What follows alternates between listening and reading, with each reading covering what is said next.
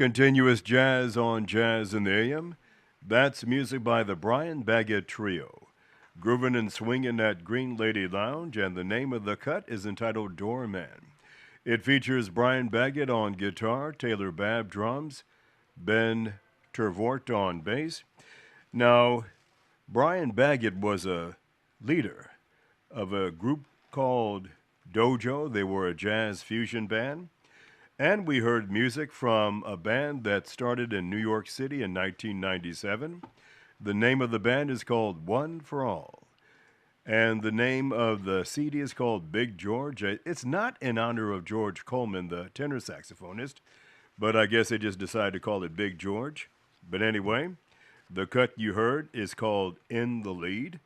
And One for All is Jim Rotondi on trumpet, Eric Alexander on alto sax, Steve Davis trombone, David Hazeltine on piano, John Weber bass, and Joe Farnsworth on drums. And it's 3 minutes till the hour of 11 o'clock. Right now, we're going to switch gears. We're going to be conducting an interview with two twin brothers, Mike and Bill. I'm seeing double right now. And the name of the book is called In the Tunnel. Okay?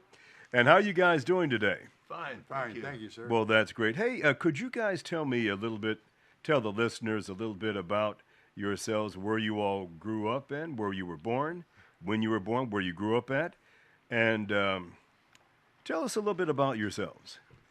Okay, I'm Bill Peters, the author of the book, and I was born in Furman Deloge Hospital with my identical twin brother who came out 7 minutes older, my brother Mike. And we were born in St. Louis, Furman Deloge, and Mike was the big one, and I was a small one. So when we were born, I had polio in 1942, 43, and my brother had a slight stutter. So we doing real well now, and I'll let my brother speak or say something, Mike. Well, I still have a stuttering problem occasionally, but then, like I said, we've been together 82 years. Wherever we go, I go, kind of thing, routine. So we grew up in St. Louis all our lives. We've been through a lot, and we've enjoyed our growing up with going to high school the same, dressed the same for 3 years, and the rest is questions you might ask about things we did when we were young with high school and different things like that. Did you guys play any sports in high school? Mike did. I was unable to because I had a heart problem, so I just participated as a manager. What sport did you play? I played football 2 years, basketball 2 years, and baseball 4 years. Okay, you were a regular Jim Thorpe, huh? I was an outfielder in softball, and a linebacker in softball, in baseball, and then the basketball. I was a forward in the freshman sophomore years. Okay. Well, when did you all begin working at Sportsman's Park? How much were you all getting paid? And what made you decide to go out for a job at such a young age?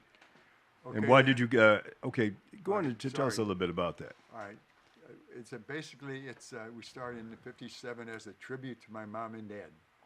They were married late, and my dad was in World War I, Navy submarine operator, and my mom worked at the arms factory on Goodfellow.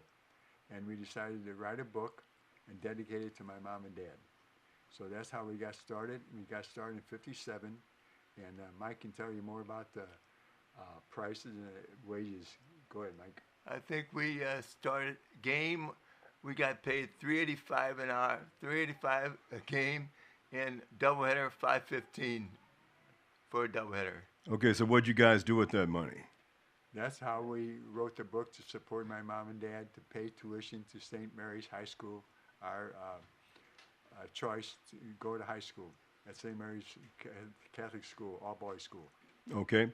So why did you quit ushering in the 1960s? Well, the reasoning was that we just got out of high school and we didn't want to follow up with ushering all those years. We just wanted to go into the working world and see what we could do as a outline for ushering. So we stopped for a couple years, But the other thing was working at Bush Sportsman's Park at that time, old Sportsman's Park. It was a learning experience because you got to meet people, you got to enjoy people, and take the Grand Avenue streetcar, which was a blessing. Mm-hmm. Took a Gravois bus to Grand Avenue, took the streetcar, and they had games on there with unbelievable. They talked about speed limit. These games, my mom and dad took us to a Father's Day game against the Browns, and it was a Father's Day, and they gave us a bat the size of us. We were 7 years old, and the bat was as big as us. They don't give no little routine bats they give away now. It's a full-size bat. So that was my mom and dad took us to ball games. That's how we came up with Browns fans. Go ahead, Mike. Okay. Now, with the growing up with the Browns and the Cardinals, we at the same time that back then we enjoyed the atmosphere with the guys we went to school with. We all got together. We all worked together. We some of the guys went to St. Mary's. Some of the guys we all grew up in St. Wenceslaus Parish. We'd get up, time to go to the ball game. We'd walk down the street. Say, hey, there's Joe and there's Glenn. There's Tom. Meet everybody. Get on the bus. Transfer to the Grand streetcar, and then we were at the ball game, and we enjoyed the famous ballpark hot dogs that you very seldom across anymore. The good old black hot dogs that you want to eat in a ballpark. So that was the ballpark aspect of it. Okay, so tell me about the story of Satchel Paige when he was playing for the St. Louis Browns. Well, we saw Satchel, and in fact, we got a scrapbook with all the Browns in it from '53 when they left. And my brother got a recopy, and these are all the original copies from '53 from the Sports Dispatch. 52, so we got a scrapbook from them. And Satchel Paige he started with the Cleveland, and 42 years old he came up.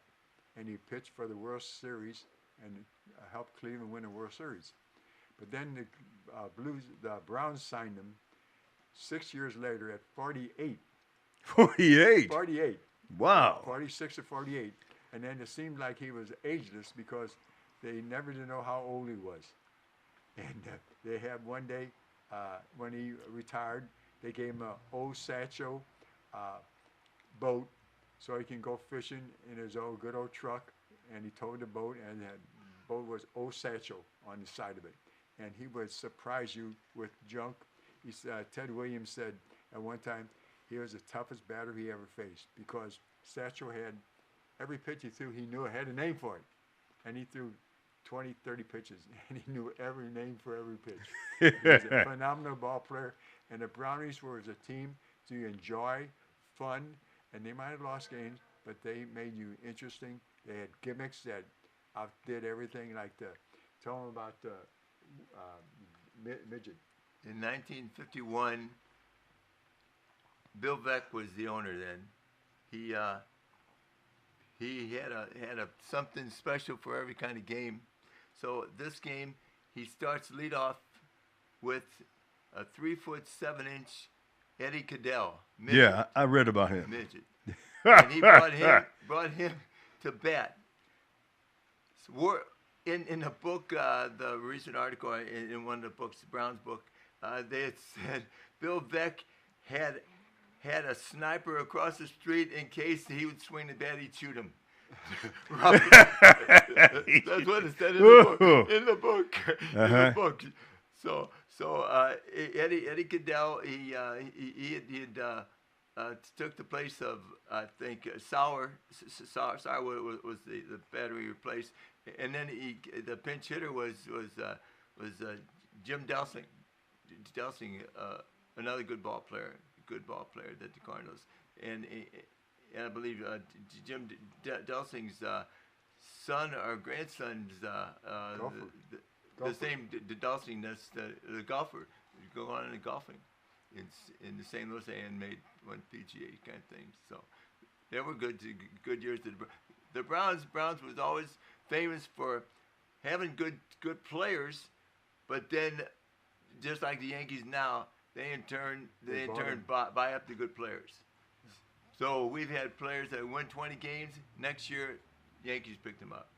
We had Don Larson pitched a perfect game in '57 against the Dodgers World Series. Yankees got him. We've had talent. George Sisler batted over 400 2 years for us. And then one year we had the three guys that had over 200 hits for the Browns. Only team ever do that. So we've had talent, but then because of the war and things like that, we just couldn't. We were somewhat going bankrupt after a while. In a sense, we had to sell the team, and that's when Mr. Bush started to come in. And another thing is that Falstaff outsold Budweiser at the time. Falstaff was the #1 beer in St. Louis when the Browns were here. Yeah, I remember that. Well, I remember when Falstaff was in existence. Yeah, Falstaff, Griesdick, yeah. So that's an interesting story. But then Bush took over and everything was Bush to Bush. So that was interesting. So why do you think the Browns left St. Louis? Attendance, and the Cardinals pushed them out. The Cardinals pushed them out, and Branch Rickey kind of leaned toward the Cardinals more of a challenging team rather than the Browns. Although the Browns had only 1 year, they had a World Series, and they played against the Cardinals in 1944. And they had a 2-1 lead, but they lost the next 3, and they lost 4 out of 6. But it was just a money situation. But they were loved here. They were loved here. They might have had 2,000 people or so, this and that. They had a outfielder, Ted Gray, with one arm. They had talent. They had just guys, and it was just an interesting game to watch, and they were interesting. That's what you can say about the Browns. The best year they had, they lost the series, the last game of the season, to the Yankees. Their best year, they won 93 games, I believe, it was in the book I read recently, and they lost the game 2-1, and that was their first so-called most wins that they've ever had. So, okay.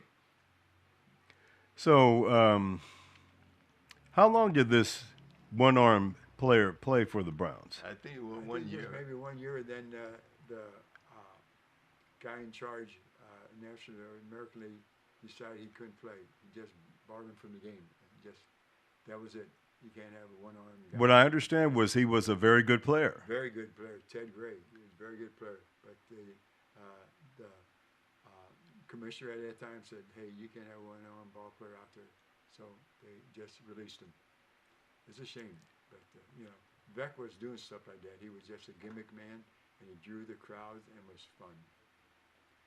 So, did you all work at the 1957 All-Star Game as ushers? Yes, sir. Yeah. Okay, so is it true that the fans of the Cincinnati Reds stuffed the ballot box? That was a big year. The Reds pretty well took over everything. And the starting lineup was, I think, all Reds. Except for Musial. They put Musial in because they had George Crow in for Musial to take his place. But Musial is still one of the best players of all time. So So they put Stan in there to outdo the Reds with 8 players on the team. Yes. So was the manager from the Cincinnati Reds also? Oh yeah. The whole thing. Yeah, I think it was Sparky Anderson. No, not then. I can't recall who the manager. 57 would have been the manager from the previous year. They had the World Series then. Well, would have been Yankees. Yankees probably was 56 maybe, and then might have been the Reds. But I'm not sure who the champions were that 55 year. It wasn't the Cardinals. We know that. Okay, I was wondering, why did you guys call the book In the Tunnel? You guys aren't raccoons disguised as humans, are you? The reasoning behind that was In the Tunnel is because when we started at Sportsman's Park we had to go underneath the stadium to sign in, punch in, and then that started. And then when we got to the stadium, Mike worked in the tunnel downstairs, and I worked in the tunnel upstairs and downstairs up to this day. So that's why I got the name In the Tunnel. Very obvious. I thought it was an obvious name. But when you look on the internet, there's 30, 40 places called In the Tunnel about animals, friends, birds, anything in the tunnel. So that's how I decided the name was In the Tunnel. Okay, so you guys are human. You're not raccoons. No. But the other thing was that In the Tunnel, it was going back to old Sportsman's Park. See, we saw the baseball team, and then that's when they brought in a football team from Chicago. So we saw football players and baseball players in 4 years at Sportsman's Park. And we saw different events all over the place, soccer, this and that. But the idea of the In the Tunnel was it started out going to Sportsman's Park, going down underneath the ground. Underground, yeah. Punching in the yeah, tunnel. because the field's above us. So that's why it's In the Tunnel.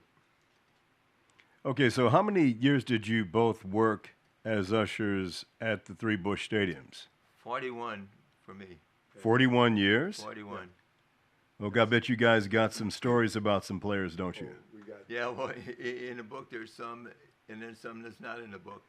and we got some. So what kind of stories do you have about Stan Musial? Well, Stan was just a special person. He was a humanitarian. He was awarded the Medal of Honor by Obama, and he was just well liked. He could go anywhere, and he would sit. And if you go to a football game, he would come out after the game, sit there, and sign autographs for people. You don't know who they were, and you just sat there with them, and signed autographs. And then he opened his own business, Stan Musial Inc., and he's still got that now, where all his stuff is original stuff with his autograph on it. And he's just a special person. He's a leader. He's a humanitarian, and he is what ball player is supposed to be. So did you guys ever meet Bob Gibson or Kurt Flood or Lou Brock? Yeah. I met them all. I met every Hall of Famer except for Dizzy Dean. I've got autographs from them in the book. Bob Bragg wrote a book in '88, and I've met all the broadcasters from the past. I think we've done over 100, almost 100 plus Hall of Famers, broadcasting managers. I've talked to them. I've met their wives. Lou Brock's wife's beautiful lady, pleasant lady. I've met Whitey's family. Red. Sometimes I would to talk with Red. Sometimes he would sit in the stands before the game, and I'd go by and talk to him how things going, Red. And he was always a person that would sign autograph for you, kind of thing. And the Cardinals had a good group of Hall of Famers. I love them all. What kind of person was Kurt Flood? Kurt Flood. Now, ball player. I would probably consider him the best Cardinal outfielder, best center fielder we ever had. Better than Willie McGee? Willie was a good outfielder, and then Jim Evans was a good outfielder, but I think Kurt had the speed. Even though he cost us, it was a tough break into one World Series. So, but dude, like they say, that's part of the game in the baseball. But Kurt had a lot of talent. It's a shame he had to actually end his career the way he did. Then too, after that, he is an artist. There were many pictures that he drew, painted. He's a very talented person. Very well liked in the 60s. Would you say he was a troubled person? No, I wouldn't think I wouldn't consider him a trouble. But then too, at that time, that's when some of the Negroes, black, whichever. I would say it at this time of the era kind of thing. But some players thought they needed more respect, and then Kurt was one of those. Mm-hmm. Stan Musial also, when he was playing with Jackie Robinson, when the Dodgers come to St. Louis, if he didn't play, Musial would not take the field. That's what I heard. Yes. Musial and Red Shandies were for having black ball players in the major leagues. That's what hurt the Cardinals because they never, the Major League Baseball really never did encompass the American Negro ball player, which had tremendous thing going, but it's a shame it took that long because the Cardinals never did recognize American Negro ball player to 60s, and they were so far behind. Mm-hmm. They were so far behind with the other teams that were picking up Mays and McCarvey and this and that Negro ball players, but we would pick up, say, like 2 ball players we picked up, but they weren't nothing compared to these other ones that really build baseball. Okay. So the first black ball player they got was a guy by the name of Austin. He was a first baseman, right? Tom Austin, yeah, he's first baseman. They had a pitcher called Brooks Lawrence. I heard about him. Yeah, Brooks Lawrence, the awesome. 2 guys, they were very seldom used. They weren't that talented, but Brooks did pitch pretty well, and Austin was just like a minor league player, just trying to make it. But he just couldn't fill in because they were at that time they were pushing the white ball player, and they really didn't go for it. Yeah. Well, I think that it was because they didn't want to play in St. Louis. That's a lot of black ball reason. players didn't want to play in St. Louis. Yeah, because if they would have established themselves as go out and get the American League Afro-American ball player, they could have built up just like all these other teams. Because the Giants built up, the Yankees built up, they built up with American Negro ball player, which was tremendous, and they never did push the signing of American League Negro ball player till they got Gibson, and then slowly because I think that St. Louis has something against Negro ball players.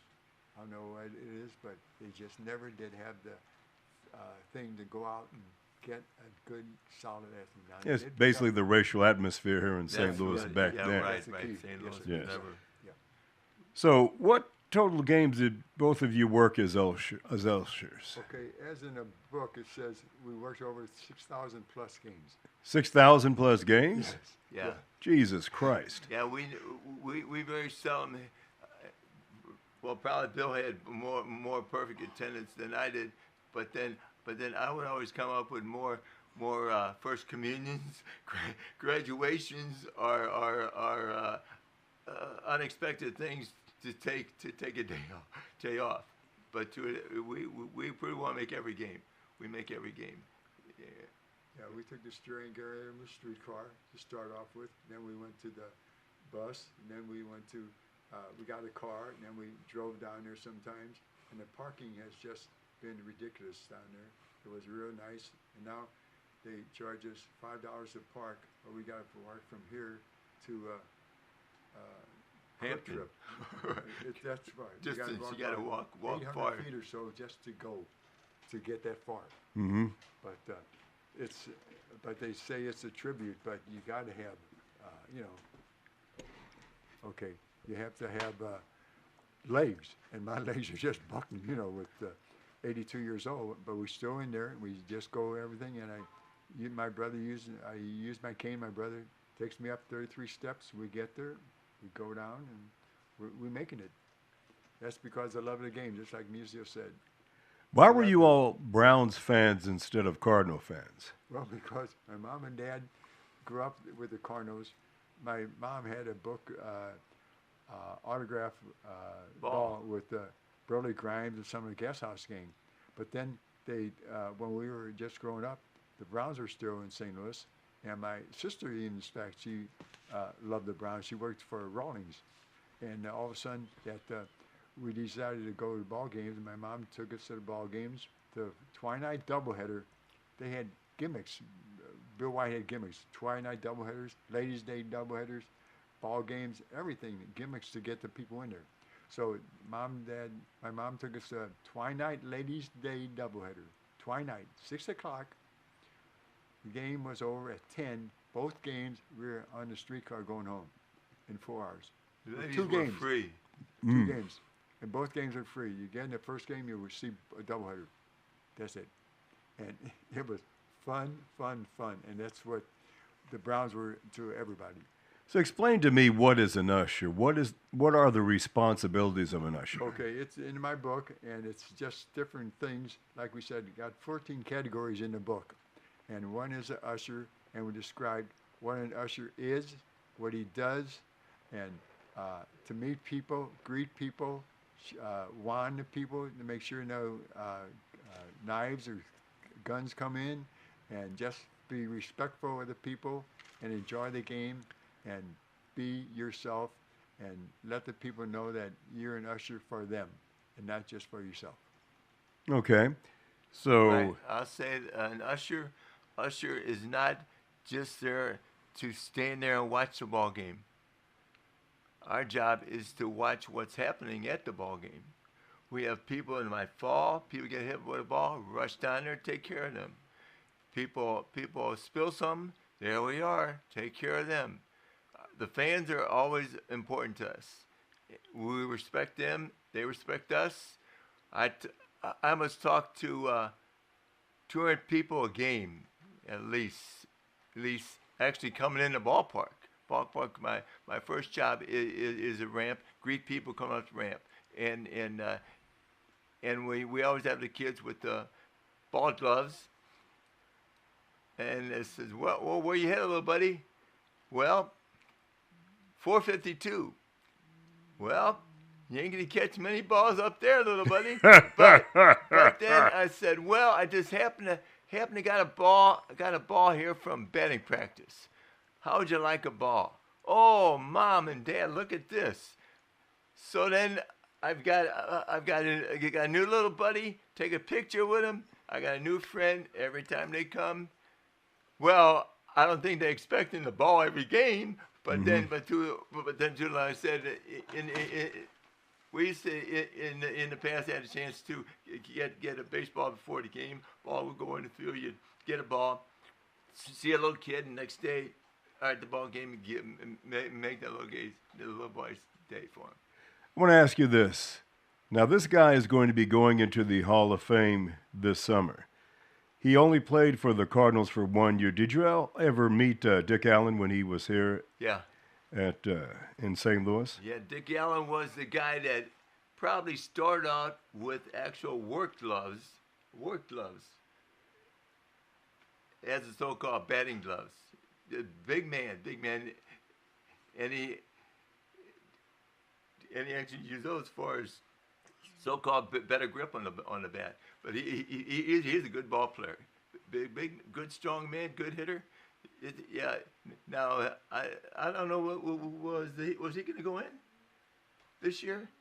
Yeah, he's going in this year. Is he going in? This summer? Oh. Yes. The Veterans Committee finally put him in there. Yeah. Veterans Right, Committee put him in. Okay. He's deceased now, but the Veterans Committee put him in. Yeah, So is it true that he swung a 40-ounce bat? big bat. Yeah, definitely. They announced that he had one of the biggest bats he carried around. Because we had a guy, the Cardinals had a guy called George Crow. We got him from Cincinnati, and he had a bat. He was a big man, about 6'4" or so, giant bat, and he had a bat that it looked like a tree trunk. But they said, like I said, even Mark McGuire didn't have that heavy a bat. Because most of these guys, you see them with the bat, they got skinny little handle with them when they hit.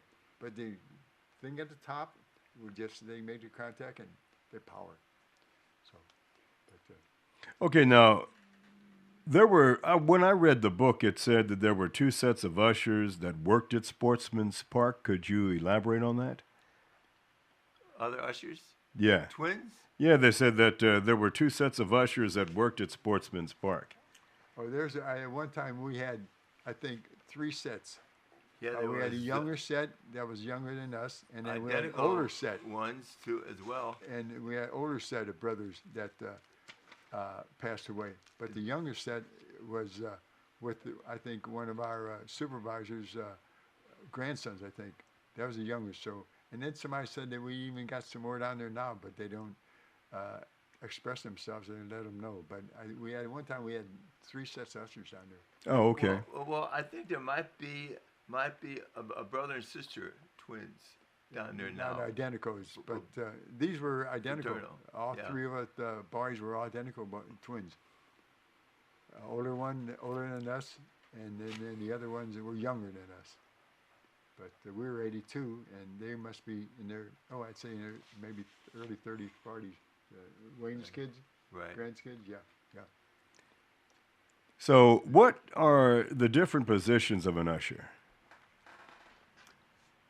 Positions. Well, you pretty well considering where you're stationed. You're stationed. You have to have somebody on the escalator at all times, and you have to be near the escalator when if something happens. You got to push the button, take care of the escalator for safety reasons. You have people working the stairs. Watch the stairs. Stairs. You're mainly at the doors. At the doors, people come from different sections and don't belong in this section. Sorry, sir. You got to go around. Go around. There's access to different areas. And then there's ushers that do the ticket takers are scan. They have ushers that do the actual checking for the stuff coming in. We've got an area where you have to put your stuff. If it fits in there, you can bring it in. If it doesn't fit in there, but then we have people scan everything to be sure they don't bring things in. And we have the people that with a certain route of checking a person from head to toes with the scanner, because people have hidden beer, water, alcohol, and everything. When I first started in '88, I had an incident where the game's almost over kind of thing, and then I got a guy with a baby bottle, drinking out of the baby bottle. You guys had to throw him out or what? Well, see, it was too late. He finished off. The game was over. Okay, like Mike said, the usher, it all starts when you walk to the park. You get out of your car, you walk to the gate, there's ushers directing you. Go over here, go over there, and directing you. Then it all starts from there. You see 10 or 12 ushers before you get into the seats. And then from there, they direct you to your seats. They carry you while you're sitting there. And anything happens, like Mike said, we got ushers, I'd say 10 or 12 ushers on the field that take care of the balls when they hit the ground balls to the left or so, and they pick up the balls. And we had trouble with the usher jumping. We have people jumping over. That's when the ushers showed a little speed, but we got a lot of ushers that are a little overweight. So they got to have this one guy called big tall kid, and he helps out in center field. So he picks up about a step and a half when he takes a stride. So we had a jumper, and the kids, all of a sudden they couldn't get him. All of a sudden here comes the big tall usher, and he strides and he tackles the guy. And the police pick him up and take care of him. But we have ushers for instances like we had one usher, the one gal, she was a star Pono girl, and she come to the game, and they wouldn't let her in because she paraded around, and Mike even saw her, and she just exposed herself pretty much, and she attracted the fans so much. Was this Busty Hart? Yeah, Busty Hart. Yeah.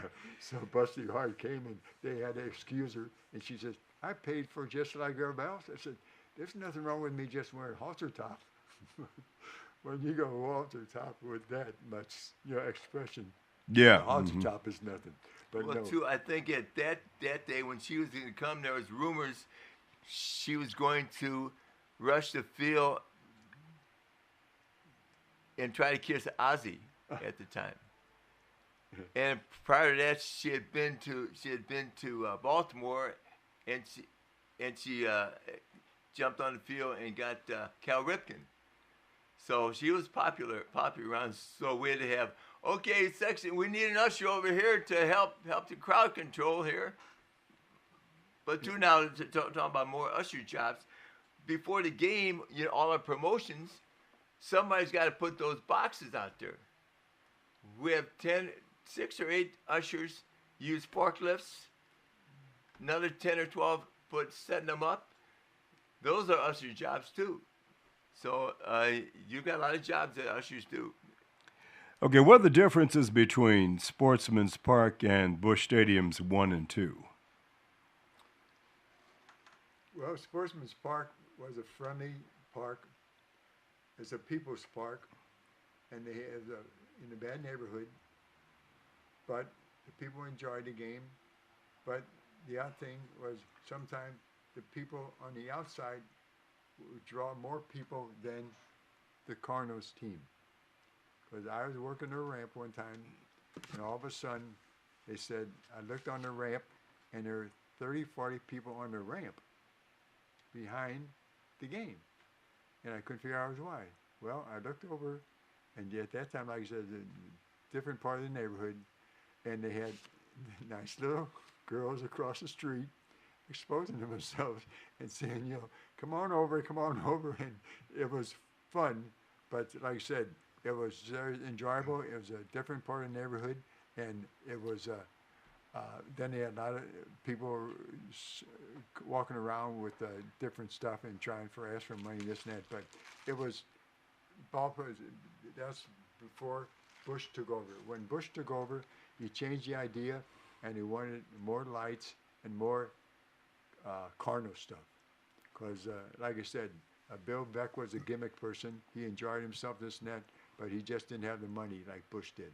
So that's the difference between Bush 1 and it also was Sportsman's Park at that time. Like I said, they had to, when the football team come in, they had to redo they had to bring train tracks. And they took the train track and blocked out Museo Heaven in right field because they had to put more seats in for the football game. And they had a train just push the first base side in front of the bleachers, and they had they said about 12 or 14 more thousand people. We just putting the tracks out there for the football game.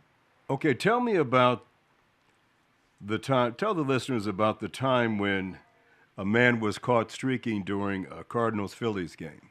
Okay, that was the story that I picked up and thing that he was running out and he was numerated pretty well, and he decided that he's going to jump the field.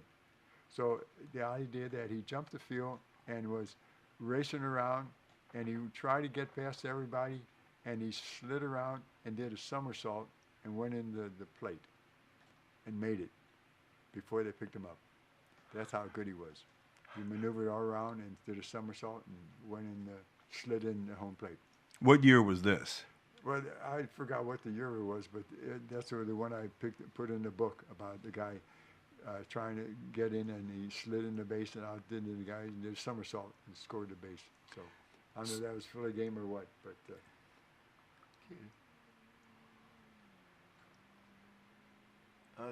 Another story. It was in a book.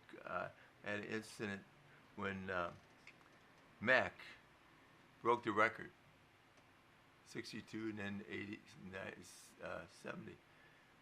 That year, I was working in the clubhouse. So we had a home run hit over the bleach, over the wall, and the ground crew got the ball. Ground crew guy went in the back, brought the ball and said, Mr. McGuire, I think this belongs to you. Okay. The next day, Mr. McGuire gives him a nice SUV for retrieving the ball. it's a nice little gift for doing a good job like that. Now there's an incident also when Mac then hit the 70, and somebody always wants to figure this is the ball, and somebody threw a ball onto the field, and it was a core league ball or something. So one of the ushers grabs it, starting to run to the field, and says, no, that's not it. No, that's not it. That's not it. So next thing you know, we got the ball and the bat. Ball and the bat. The record's broken. He's talking to the Maris family, and then he breaks the record 70. Picks up his 70, and then it's time. I got the ball. So they bring the ball in. Buddy Bates, the equipment manager of the clubhouse. It's Mike. Okay, here's the ball. Here's the bat. You take this. You go in C.J. Cherry's vice president, treasury secretary's offices there, traveling secretary's office. Okay, you put this ball in there, set it down, and when the commissioner comes, let him in. Okay, this is it, sir. You got it. I came out, guarded the door, then the rest of the time. But prior to that, here I am with the ball. Everybody's touching me like I'm electricity to something that happened. It was fun. It was a good experience. Okay, so Mac was a great person, good person. What are theme nights? All right, theme nights are different ways to get more people in and charge them extra $20 for a theme. And you got Marietta night or Margarita night, and you got Star Wars night, which goes over good. You got Nurses night, Nurses Day and Nurses Night. Then you got Mizzou Scouts Day, college night, football, everything Mizzou, you can Illinois. think of. It's just a promotion to get extra tickets and get another $20 for a ticket, just besides the original ticket. They'll add $20 just to go get a shirt for the hockey team, for the soccer team, for anything you want to promote more sales and get more money in there. Yeah, very popular. Very popular. Brings. Right now we're going through a hard time with the team, playing good and bad. So once things good going, we'll be getting the crowds. The crowds be coming back. Okay. Crowds be coming back. So it's not because of crime. It's just that the team is mediocre. It's just a promotion to try to get more people to pick up the 6,000 that they lost last year with the attendance for not getting 3 million people. Okay. So how many times did you guys win the Team Worker of the Month award?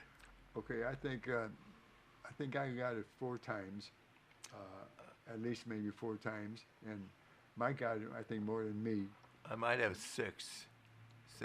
I've gone through Andy Bennis, King, most recent Walker. What was the most recent? And then I've had Palash twice. I says, well, it's a shame to have to see you again, but thanks again. Nice to have a picture taken with you again. So it's an honor by your peers to nominate you for doing a good job, something you did during the homestand, something that they saw you do. And then they in turn goes to the committee, and the committee picks your name if you're lucky, and you get a nice gift card, and a picture with the players. Well honored. Like I said, Mike started 10 years before I did. So when I started, my first one was with Tom Pagnazzi, and then I got one with Jason Isernhausen and Pat Wisdom, and I can't think of the last one I got. But these are all tributes. These guys are all class. They're very class. Okay, since the 2020 season didn't use any ushers, what did you guys do? Did you go out and find a regular job? No, we went down to the ballpark. You were? We went down to the ballpark, and we had cardboard people on the seats. Cardboard people, so you were ushers for cardboard people? No, they only had. How did this work? You probably had 6 ushers in the whole ballpark. He had ushers for both teams. He had an usher for both teams. He had an usher, and the rest of the people, I said, there were cardboard people sitting in the stands, in the stands. And when Pictures of people, it's just sitting there. and when You didn't COVID- ask it. You didn't ask the picture of the person. Hey, you want a drink or whatever? No, No. and Okay. When COVID hit, we had masks, we had signs run around, put on After your COVID, mask. yeah. Everybody going around with masks and everything, and there's certain sections you couldn't let anybody in, and everything had to go upstairs to the bathrooms, and there's just very limited stuff because of COVID, and the rules were just very unbelievable. It's a treat, and it was a special time of the year, and like I said, that's why when I started writing the book, the COVID years from there to 23 is when I finished my book, but it was interesting, and the teams got closer. And that's when they extended the dugouts because of the COVID. They had the one room, it used to be Fredbird girls and Fredbird's room, and they extended that because of COVID, so they extended the fields, the dugouts, more because the players didn't have room to go. So they had workout rooms, they extended a workout room for the ball players, and everything was just masked and everything. It was just turmoil. But Okay. It was interesting. Now you guys are 81 years of age. 82. You're 82? Yeah. Okay. Yeah. What do you guys do to stay in shape? Well, like I said, I myself, me and my wife try to get a little exercise, goes to Anytime Fitness, and I try to do some exercise every morning when I wake up. I do a little just in bed. I do a little stretching in bed, move, and this and that. And then we try to go to Anytime Fitness maybe once a week. And I try to walk as much as I can. I'm on the cane now, but walking is the best thing for you. So that's about it. And just move around as slow as you can, but just be steady and don't fall. No, Okay. I try to play golf as much as I can.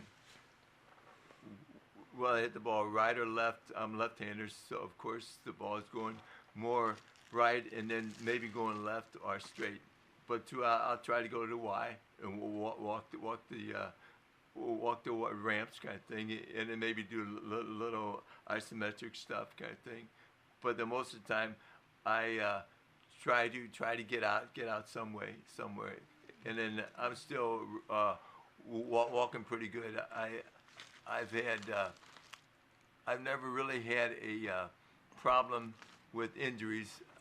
The only injury I had one time when I came back from service playing softball, I had a shoulder separation briefly, and the rest of the time, I've never gone through any other surgery. So I keep going, keep kicking, and having a good time with everybody. Enjoy my peers, the people that I work with.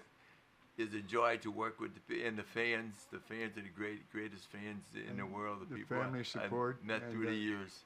Family is very good support, and the grandkids help out, going to games, this and that, moving around, this and that.